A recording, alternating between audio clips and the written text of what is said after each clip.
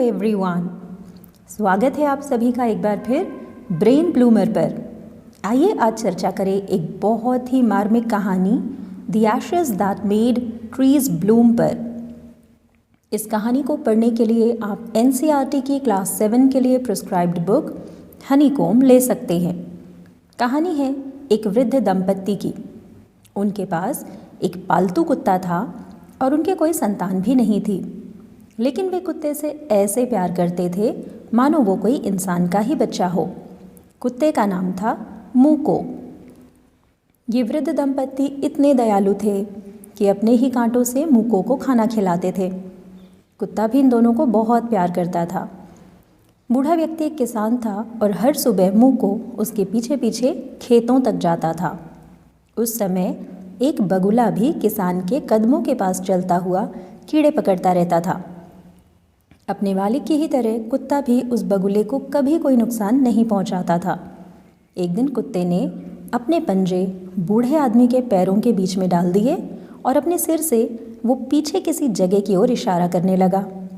अपने प्यारे मूको का दिल रखने के लिए बूढ़ा व्यक्ति उसके पीछे चल पड़ा।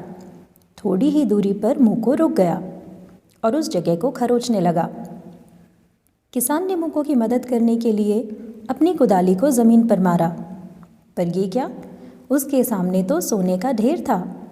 इस तरह ये वृद्ध दंपत्ति अब धनवान हो गए थे। उन्होंने अपने मित्रों को दावत दी और अपने गरीब पड़ोसियों की मदद भी की। लेकिन उसी गांव में एक दुष्ट बूढ़ा आदमी, उसकी पत्नी दोनों रहते थे। वे मूको को अपने बगीचे में ले आए। उन्होंने उसके सामने अच्छा भोजन रखा, पर मूको डरा हुआ था। उसने ना तो कुछ खाया ना ही हिला। दोनों पति पत्नी मूको को घसीट कर घर के बाहर ले गए और उसके साथ चलते रहे। जब वे ताड़ के पेड़ के पास पहुँचे, मूको ज़मीन खुरचने लगा। दुष्ट दंपत्ति बहुत खुश हुए। उन दोनों ने ज़मीन खोदी, लेकिन अंदर उन्हें मरा हुआ बिल्ली का बच्चा मिला। दंपत्ति को बहुत गुस्सा आया। उन्होंने मूके को मार डाला, फिर उसे अपने ही खोदे हुए गड्ढे में फेंक दिया और उस मुर्दा जानवर के ऊपर उन्होंने मिट्टी डाल दी। कुत्ते की मृत्यु की खबर उसके मालिक तक पहुंची। वो ऐसे दुखी हुआ मानो उसका बेटा बिछुड़ गया हो। वो उसी जगह पर गया जहां मूको को दफनाया गया था। बड़ी देर तक वहां बैठकर रोता रहा और बहुत से प्यारे प्यारे नामों से मूको को इस तरह आवाज़ देता रहा मानो वो अब भी जिंदा हो। उस रात किसान ने मूको को सपने में देखा। मूको ने उससे कहा कि वो ताड़ को काट कर उससे एक ओखली बनाए। उसने एक लकड़ी की चक्की बनाने को भी कहा। जैसा किसान ने सपने में सुना, उसने वैसा ही किया। बड़ी मेहनत से उसने लकड़ी का एक कटोरा बनाया। फिर उसने लंबे हैंडल वाला लकड़ी का एक मूसल भी बनाया। जब नया साल नज़दीक आया, तब उसने चावल की पेस्ट्री बनाने का निश्चय किया। उन्होंने लकड़ी की ओखली में उबला हुआ चावल डाला। गुथा हुआ आटा बनाने के लिए किसान ने उसे मूसल से कूटा। जब पेस्ट्री पकने के लिए तैयार थी, तब ये सोने के सिक्कों के एक ढेर में बदल गई। उसकी पत्नी ने अपनी हाथ चक्की उठाई और उसमें बीन सॉस डालकर पीसना प्रारंभ किया। सोने की बारिश सी होने लगी।